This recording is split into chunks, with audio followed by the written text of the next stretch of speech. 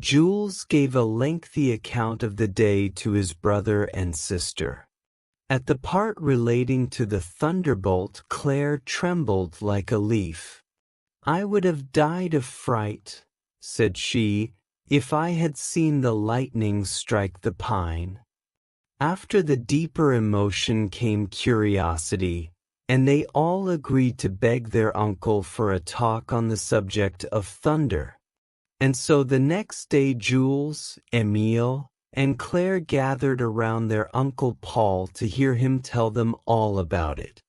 Jules broached the subject. "Now that I am no longer afraid, will you please tell us, Uncle, why we should not take refuge under trees during a storm?" Emile, I am sure, would like to know.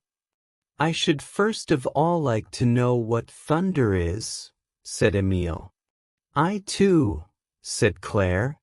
"When we know a little what thunder is, it will be much easier to understand the danger from trees." "Quite right," commented their uncle approvingly. "First let us see whether any one of you knows anything about thunder." "When I was very small," Emile volunteered, "I used to think it was produced by rolling a large ball of iron made of resounding metal over the vault of the sky. If the vault broke anywhere, the ball was dashed to the ground and the thunder fell. But I don't believe that now. I am too big. Too big. A little fellow not so high as the first button on my vest.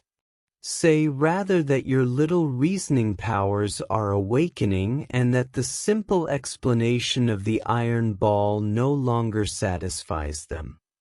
Then Claire spoke. "I am not satisfied either with the explanations I used to give myself a while ago. With me, thunder was a wagon heavily loaded with old iron.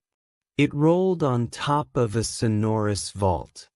Sometimes a spark would flash out from under the wheels, the same as from a horse's hoof when it strikes a stone. That was the lightning. The vault was slippery and bordered with precipices. If the wagon happened to tip over, the load of old iron would fall to the ground, crushing people, trees, and houses. I laughed yesterday at my explanation, but I am no farther advanced now. I still know nothing at all about thunder. Your two thunders, varying to suit your infant imaginations, are based on the same idea, the idea of a sonorous vault. Well, know once for all that the blue vault of the sky is only an appearance due to the air which envelopes us, and which, owing to the thickness of the envelope, has a beautiful blue color. Around us there is no vault, only a thick layer of air, and beyond that there is nothing for a vast distance until you come to the region of the stars. "We will give up the blue vault," said Jules. "Emile, Claire, and I are persuaded there isn't any. Please go on." "Go on?" "Here is where difficulty begins. Do you know, my children, that your questions are sometimes very embarrassing?" "Go on" is soon said, and filled with unbounded faith in your Uncle Paul's knowledge, you expect an answer which, you feel sure, will satisfy your curiosity.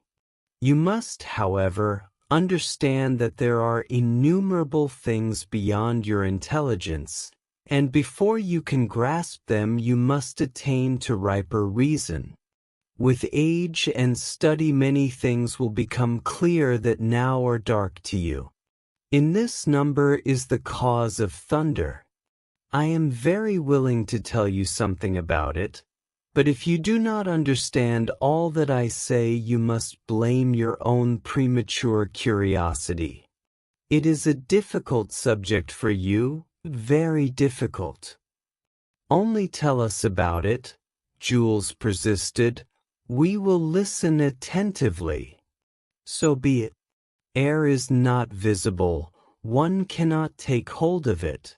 If it were always at rest, you would not, perhaps, suspect its existence. But when a violent wind bends tall poplars and scatters the leaves in eddies, when it uproots trees and carries off the roofs of buildings, who can doubt the existence of air? For wind is only air streaming irresistibly from place to place. Air, so subtle, so invisible, so peaceful in repose, is therefore in very truth a material substance, even a very brutal one when in violent motion. That is to say, a substance can exist, although at times nothing betrays its presence. We do not see it or touch it, are not sensible of it, and yet it is there all about us. We are surrounded by it, live in the midst of it. Well, there is something still more hidden than air, more invisible, more difficult to detect. It is everywhere, absolutely everywhere, even in us. But it keeps itself so quiet that until now you have never heard of it. Emile, Claire, and Jules exchanged glances full of meaning, trying to guess what it could be that was found everywhere and that they did not yet know of. They were 100 leagues from guessing what their uncle meant. You might seek in vain by yourselves all day, all the year, perhaps all your life. You would not find it. The thing I am speaking of, you understand, is singularly well hidden. Scholars had to make very delicate researches to learn anything about it. Let us make use of the means they have taught us to bring it to light. Uncle Paul took from his desk a stick of sealing wax and rubbed it rapidly over his cloth sleeve. Then he put it near a small piece of paper. The children were all eyes. Behold, the paper flies up and sticks to the sealing wax. The experiment is repeated several times. Each time the paper rises unaided, starts off, and fastens onto the stick. The piece of sealing wax, which formerly did not attract the paper, now does. The rubbing on the cloth has, then, developed in it something that cannot be seen, for the stick has not changed in appearance, and this invisible thing is nevertheless very real, since it can lift up the paper, draw it to the wax, and hold it glued there. This thing is called electricity. You can easily produce it by rubbing on cloth either a piece of glass or a stick of sulfur, resin, or sealing wax. All these substances, when rubbed, will acquire the property of drawing to themselves very light objects, like small pieces of straw, little bits of paper, or particles of dust. This evening the cat shall teach us more about it, if it will be good.